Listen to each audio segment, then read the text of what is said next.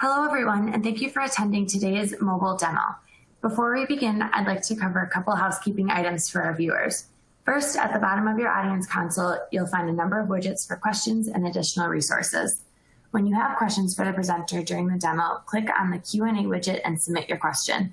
We will answer as many questions as possible at the end of the webcast, and if we run out of time, we will get back to you via email. Also, if you need any tech support during the demo, please use the help option. With that, I'll introduce our presenter for today's broadcast, Leslie Tan, Senior Solutions Engineer here at Perfecto by Perforce. Leslie, thanks for joining us on today's demo. Thank you, Shelby. Welcome, everyone, to today's mobile app testing demo and webinar. Thanks for joining us today. So today's agenda really is simple. I want to talk a lot about the Perfecto Smart platform and how it can help you with your mobile application testing. I'll actually jump into a live demo, and we'll save some time for the summary and question and answer at the end of it. So a quick look-see at the Perfecto Smart continuous testing platform, and I'm just going to build in my automation over here. The concept as we see it with continuous testing in the DevOps realm today really centers around what we like to call the sealer approach, where we talk about creation of the test itself, the execution of these set tests, the lab for the continuous testing, where devices for testing of your mobile native or hybrid apps are available, and then the analytics behind those tests. I think we all test ad infinitum. The concept here, for me personally, is to come back and look at those test execution reports and figure out which ones will fail and which ones are pass or passing, and by that being able to eliminate either the device itself potentially, the test execution, or the actual application and the test. So from the creation perspective, we talk a little bit about authoring tools and validation. I'm creating my tests, as you'll see in a little bit, in Eclipse as my IDE, and I'm using Java with the Quantum framework. Quantum is Perfecto's contribution to the open source community. It is built on the QAF backbone. So the nice thing is if you were using, say, for example, a different language or a different framework, you'd still be able to, as long as your remote WebDriver or your WebDriver I/O had the ability to call, to make APM calls. Execution is where the Perfecto lab really shines, because the idea here is to be able to execute your tests with scale, right? Being able to say, I want to spin up a bunch of different devices, iOS and Android, and test that application at scale in parallel, such that you can get some test results quickly and determine at either end of the DevOps spectrum, be it smoke or unit, all the way through regression, especially at the regression cycle, if something is ready to go out the door, or if we need to go back and enact a few more bug fixes. The lab is the other strong suit of Perfecto's, where we have devices either in a public cloud available for reservation and use, or in your private cloud, where you can basically specify the number of devices that you want, the flavor of iOS or Android that you want, and or specific devices based on your user community, or based on the feedback that you get, for example, from Google Analytics. And speaking of analytics, I think being able to test and look at the test results, subsequently being able to determine if the product or the application is ready to go out the door or not is key, and I will definitely get to that in a bit. So some of the mobile testing challenges that we see, starting at the left, complex test creation leads to a high percentage of manual testing. What we mean by that is typically with automation, what basically happens is the level of automation that's needed, or the level of test creation that's needed, can sometimes be daunting, and what most folks have a tendency to do is say, you know what, let's just stick with the manual testing right now because we may not be ready for automation. If that is the case, that's fine. I'll definitely show you some aspects of manual testing. But I think where test creation, where we talked about that editing tool and the ability to create tests, what basically happens is if you don't trust your tests, which is that second point, untrusted test automation leads to high percentage of manual testing. If you don't trust your test automation, what basically happens is you will revert back to some level of manual testing, which really defeats the challenge of being able to move ahead with automation, being able to take your test automation to a level where you can test across multiple devices and multiple browsers, in the case of web mobile testing, to enhance your coverage. I think some folks are saying, well, I only want to test across a single iOS or single Android device. I'm all for that if you're writing automation. But think about, again, at the end of the day, you're testing to ensure that your users have a superior experience, and being able to test across multiple devices would help ensure that your coverage is intact and that you're testing your applications across different flavors of Android and iOS. That third item over there, the hard and costly to manage in-house labs, I've seen this with a lot of my customers that have a drawer full of devices. Joe comes along, grabs an iOS or an iPhone device and walks away with it. Or if I'm not sitting at my desk, it may mysteriously go to somebody that's doing some testing. Cynthia comes along, says, "Do you have that iPhone 6 in your drawer? That iPhone 7?" I pull it open only to find that the device is not there. So that's one aspect of it, the physical inventory. How do I keep track of all my devices? But if you think about it, where Apple has a tendency to introduce a new flavor of iOS, even if it's once a year, being able to make sure that your OSs, especially with Android, your OSs are updated across all your devices, right? And more often than not, we're in the business of DevOps, we're in the business of testing. Having to maintain those devices means you're going to have to engage one FTE or half an FTE even to ensure that all your devices are up to scale and up to speed. And then the last bit, scaling requires significant IT investment. Think about the cost of a phone right now. On average, it's probably about $850 to $1,000 per device plus your plan. And so having to maintain 5 or 6 or even 10 phones can be a costly IT investment. And the issue at hand is these devices can be obsolete in the course of 18 to 24 months.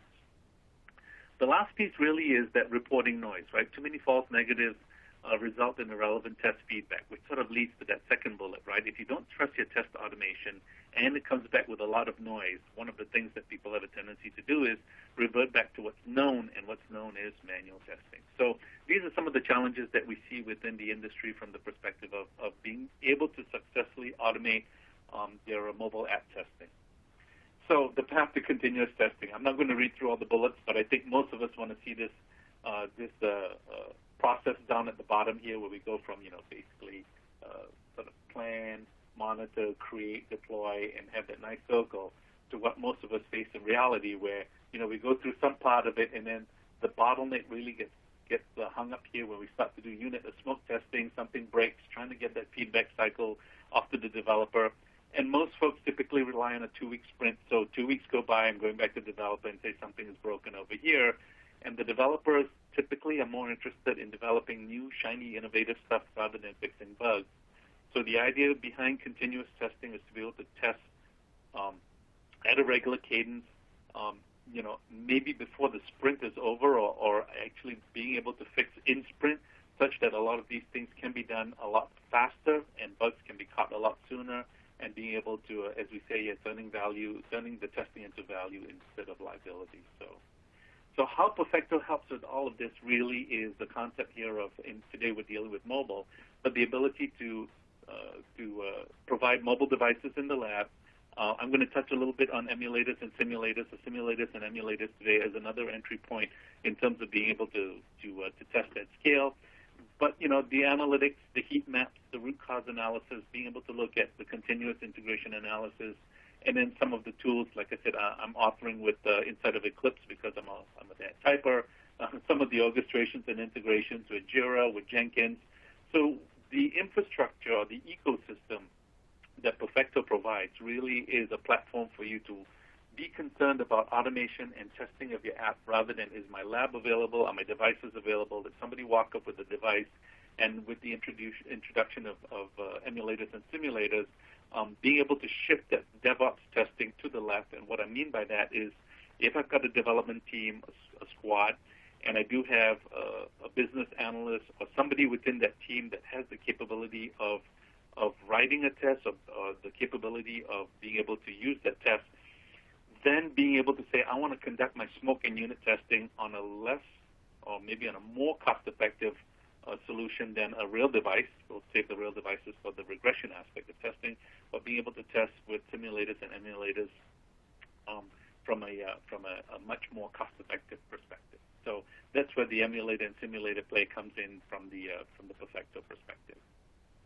So without further ado, let's just jump into this, because I want to show you what that looks like. Go ahead and do a screen share.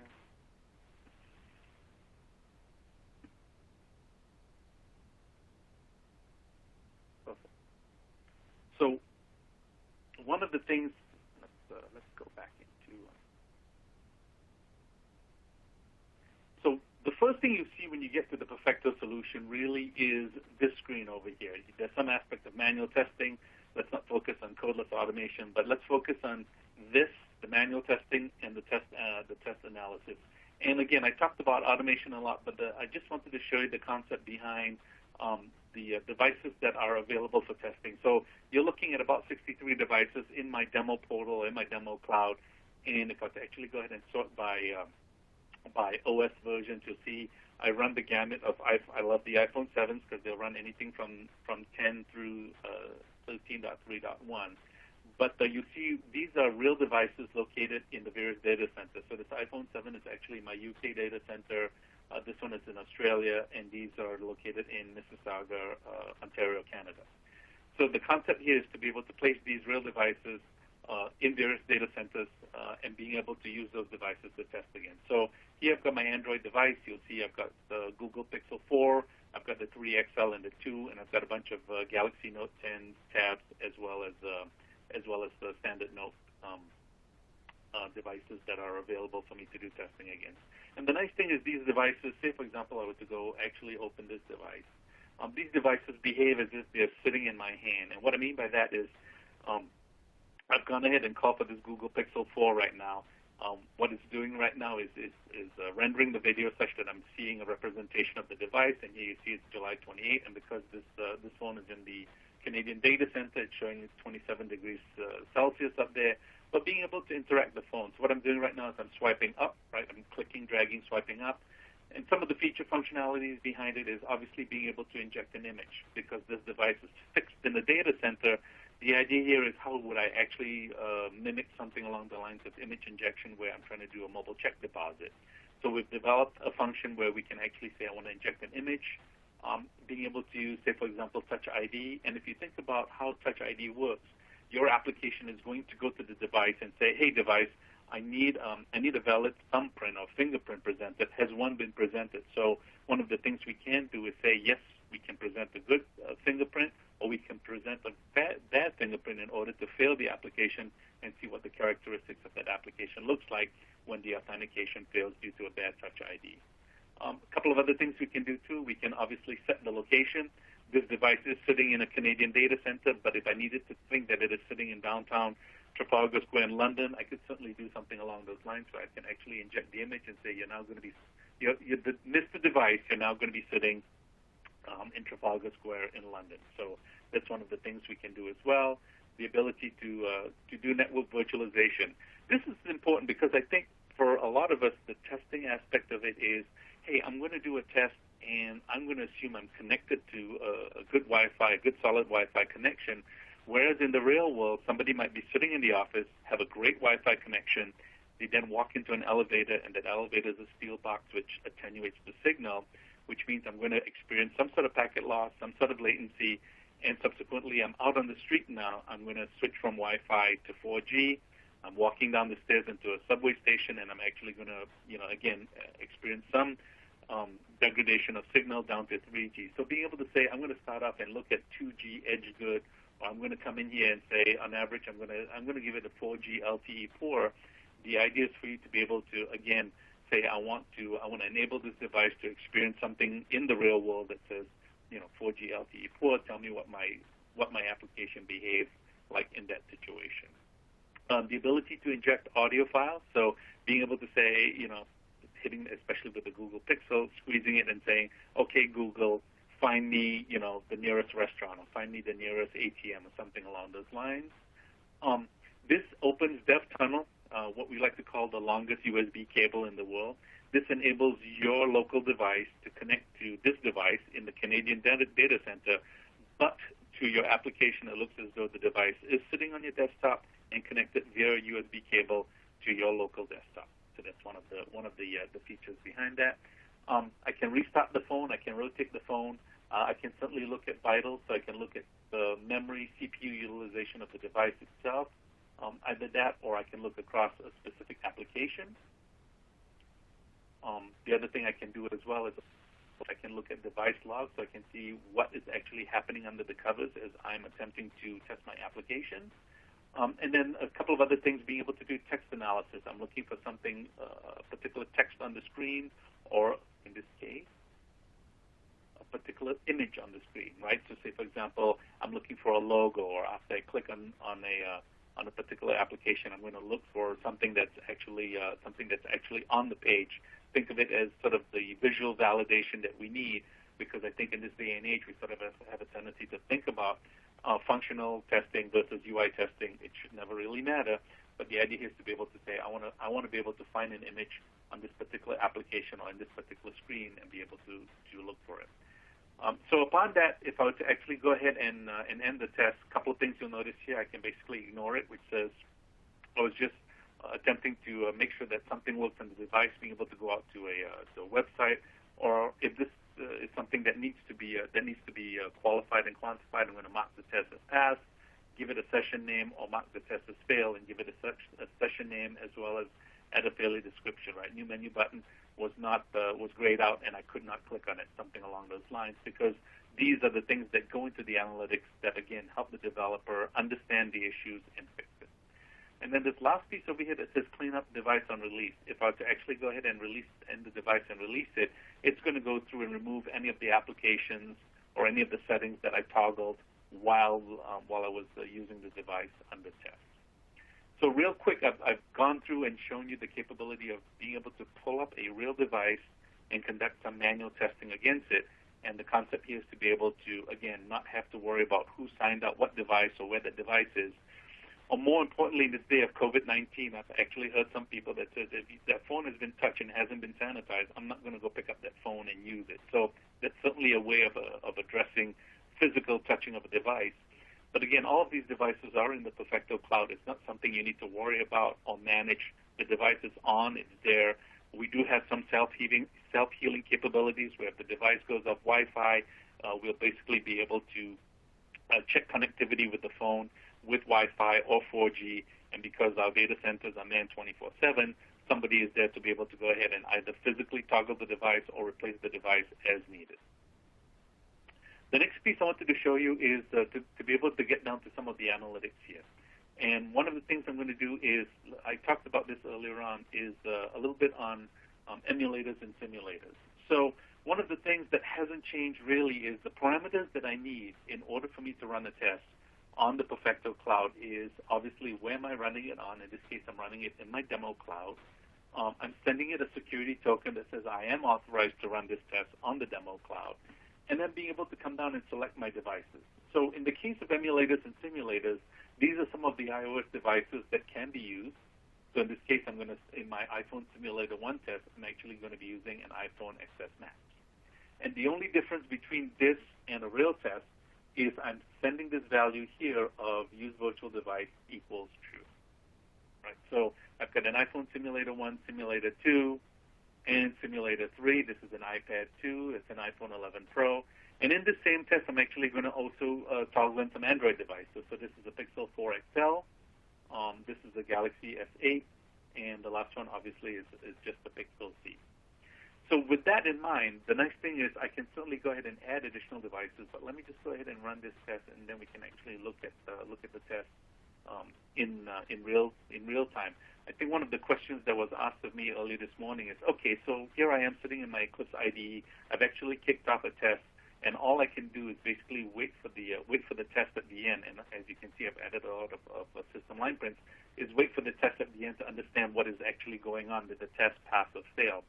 The concept here is once I kicked off this test is the ability for me to then come in and live stream. So one of the things you'll see is it's going to say loading my execution. So as the tests are starting to kick off on my IDE on my desktop, what basically happens is the test, you're actually going to see the test running here because I've provided the parameters that are necessary. I provided the environment I'm going to run it in, which is my demo cloud, provided my security token, and I told it what emulator and simulator I actually want to run it on.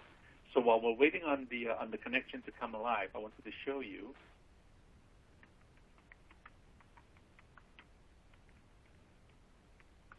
the test that I was running previously. So here are the tests that I ran prior to us getting online. So here's an expense tracker Droid emulator, And the idea here is you'll see the test flow within my script. I've got the expense track. I'm doing a screenshot. I'm clicking on the login button. I'm clicking in enter password, and then from here on in, I'm going to actually go in and do screenshots and click on elements. But the nice thing is, once the test is run through completion, I can actually come back with the video and say, okay, show me what the test actually entailed. So what it's going to do is it's going to invoke the application, which I installed, sign into the application, create a new expense, create a new expense, and then basically categorize that expense and log out. The idea here, again, is to be able to do something along the lines where I want to see what this application looks like, in this case in a Galaxy S8 emulator, and then as you progress through your DevOps cycle, be able to take the same test and run it on a real device and be able to say, okay, so on a real Galaxy S9 or a real Galaxy Note 10, does it behave the same way? This emulator and simulator really is a great way to do your smoking unit testing, because the idea here is to be able to test quickly and much more cost effectively on a device that obviously isn't real. So as you can see, it's running through, it's coming out, it's going to enter a dollar value and be able to select the currency, add a date,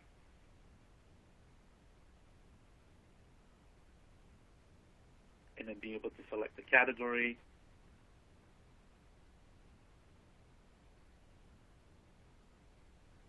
And basically create that new expense that you see over there. So did this application work? Yes, it did, as I expected it to. Once I've determined that works, so say, for example, if this application didn't work, the couple of integration points within the Perfecto lab is obviously the ability for me to go ahead and create a Jira ticket if this was something that wasn't working.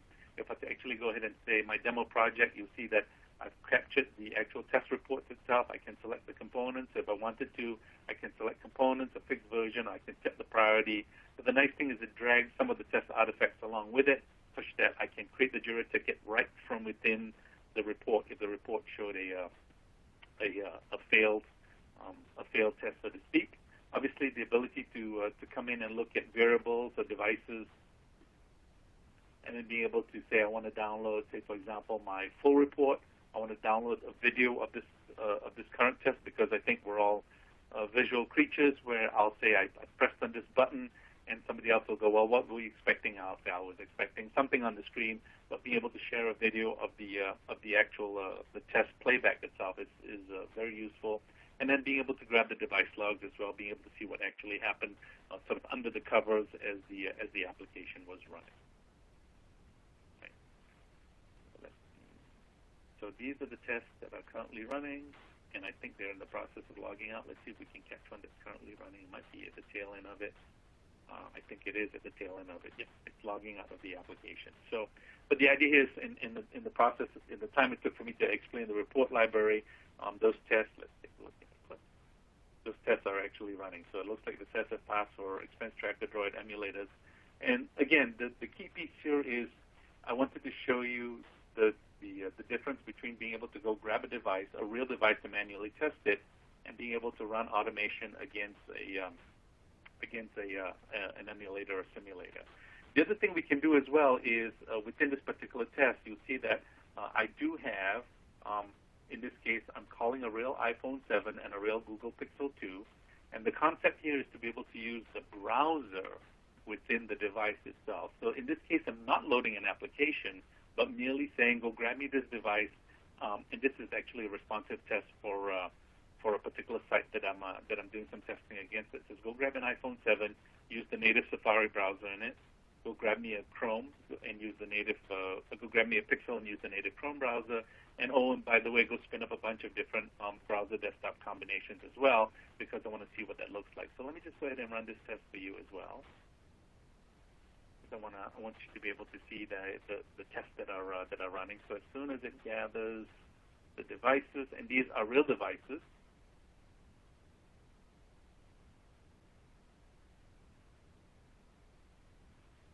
right now being able to see here my Boston Globe test with my remote web driver. So let's close this out. So in this one, it's running it on the Pixel 2.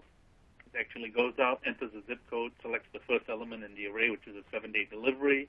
Clicks on that, clicks on continue, goes out and enters my information into the delivery information where I want my 7-day trial of the newspaper delivered. And this is an actual Pixel 2, the physical device, but I'm using the web browser capability within it. So what I wanted to talk to you today about really was the various pieces, being able to grab a device and interact with it, being able to use emulators and simulators via automation, as well as being able to use a real device and the native browser within the device itself to be able to do your automated testing.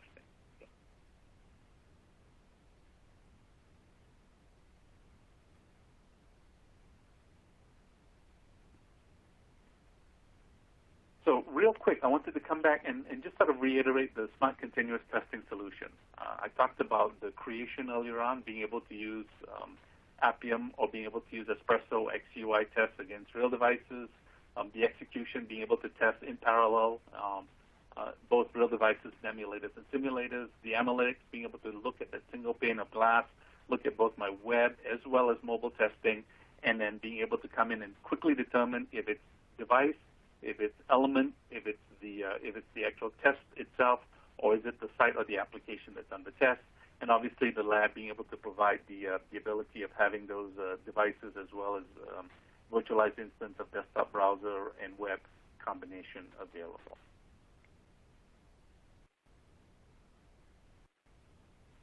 So with that, I'm ready to take some questions. Shelby, do you have anything lined up for me today?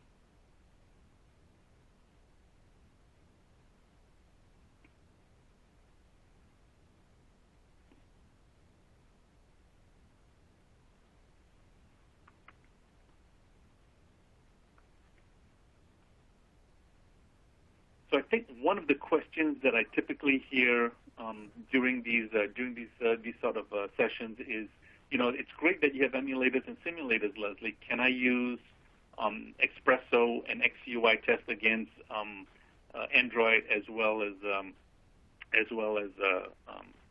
iOS simulators? The answer is for real devices, yes. You may use Espresso and XUI tests for real Android and iOS devices. But currently for emulators and simulators, the support is not there. We're anticipating support to be available sometime in Q4 of this year. I think it's important to note that because a lot of folks are looking at emulators and simulators as a cost-effective means of conducting smoke and unit testing. But at the end of the day, XUI tests and Espresso tests run orders of magnitude faster than Appium and Selenium can provide. So that's one aspect of it. The other question that I sometimes get is, I see you're using Java against your quantum framework that you mentioned earlier on, Leslie.